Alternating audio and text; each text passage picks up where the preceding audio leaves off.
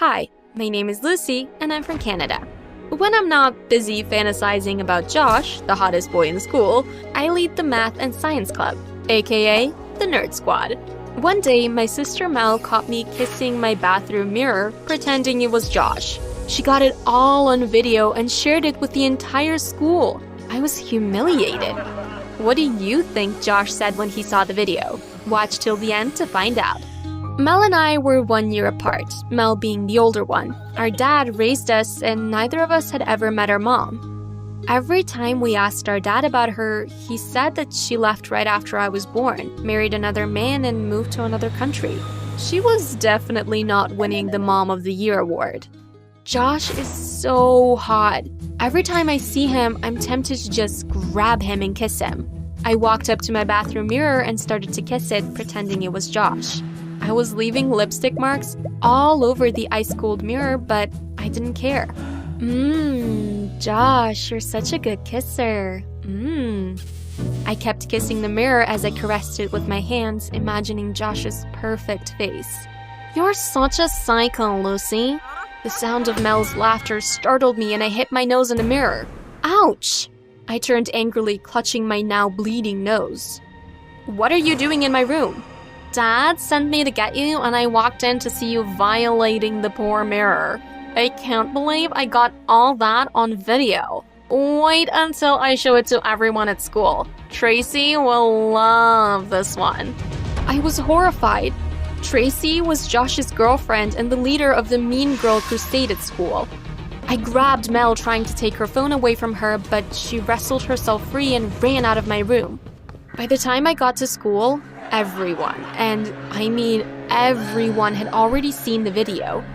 When I walked to my usual table in the cafeteria during lunch, my friends all packed up their trays and walked away. Lucy, right?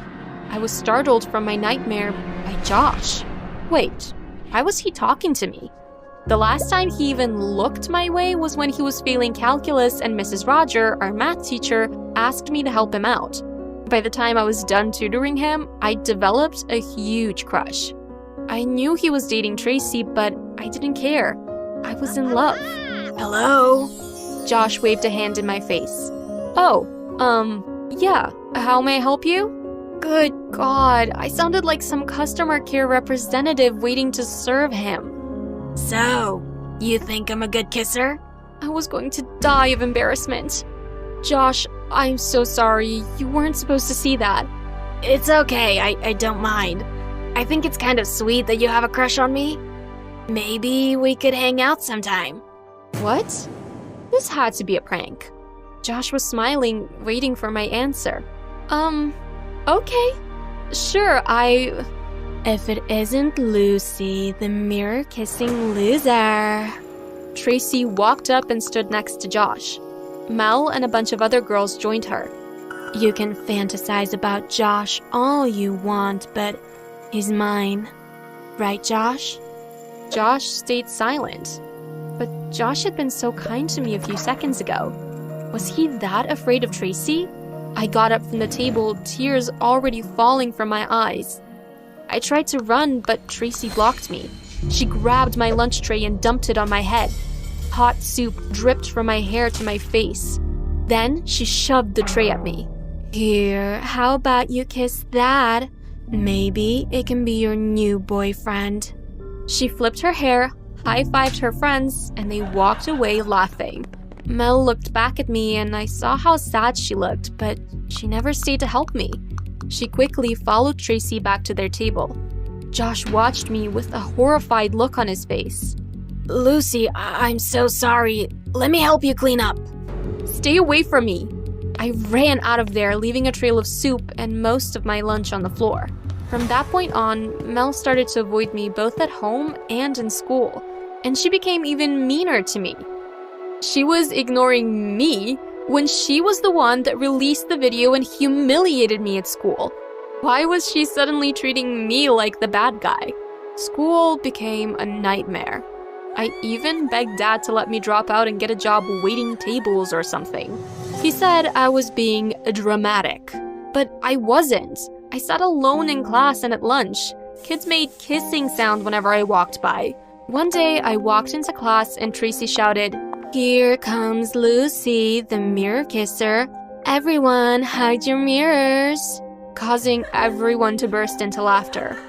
Just then, I received an anonymous text from someone who claimed to be my secret admirer. They said they liked me a lot and that I shouldn't let the kids at school get to me. At first, I didn't text back, but the person kept texting me every day, sending funny videos and memes that made me laugh.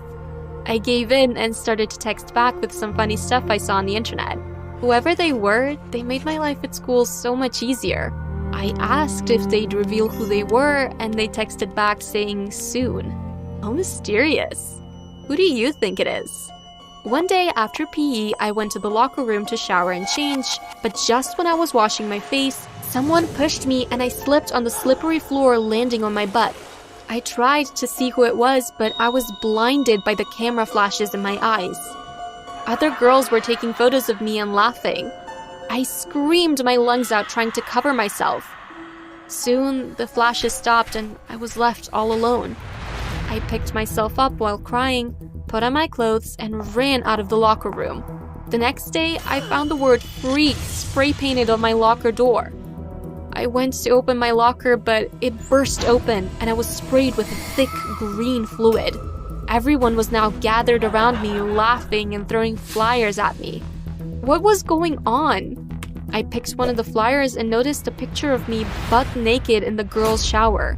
I had had enough, and I was very furious now. I screamed as the gooey stuff got into my eyes and mouth. I took one of the flyers and wiped my face with it. Who is responsible for this? Show yourself, you coward! I am sick of these stupid pranks.